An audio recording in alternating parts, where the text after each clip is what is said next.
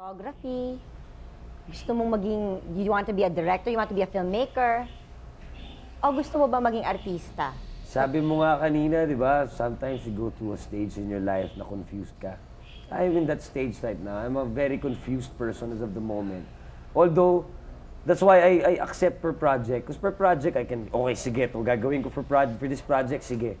But definitely, pagbalik ko sa personal na buhay ko, ang dami kong gustong gawin. Madami? Madami.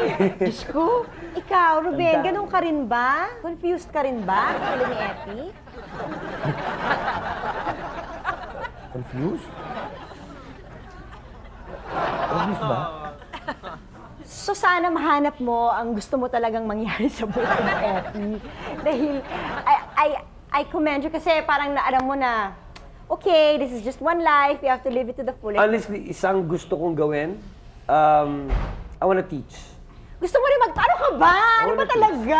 No, kasi sayang naman yung mga pinag-aaralan ko kung mapupunta sa waste eh, di ba? I just wanna, like may ultraviolet photography.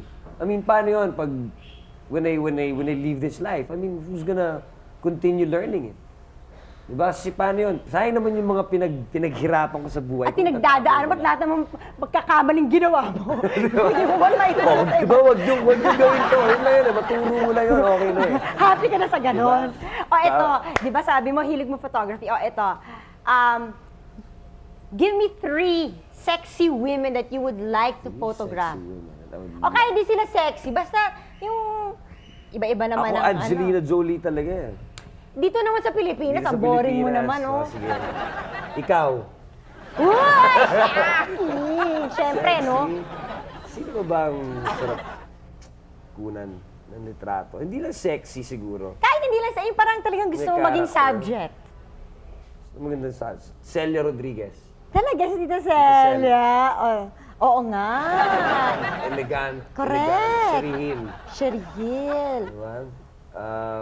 Don Zulueta. Ay, panalo. Si Miss Don, ano? Maganda. Eh, ikaw, Ruben. Madami, sinabi pa.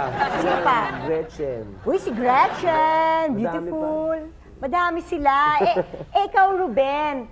Sabihin mo naman sa amin kung sino yung 3 potential victims mo na gusto mo talagang tapusin. Dadalawa pa lang kayo eh. Wala po kayong kapatid mo? Kulang pa eh. Salamat, Ruben, sa pagsagot mo ng aming mga tinanong sa'yo. Very honestly, nako, salamat. Salamat din. Epi, thanks for coming. Thanks for inviting me. Thank you talaga. It was a joy to talk to you. And of course, to Ruben, salamat din sa'yo. Sabi nga, isa lang ang batayan para maging effective na comedian. Dapat mapatawa ka niya sa puntong kailangan mong matawa. Yun lang yun eh. At wala nang iba. Ngayon, kung hindi ka naman matawa, eh dead man na. Hindi si Epi ang pinapanood mo.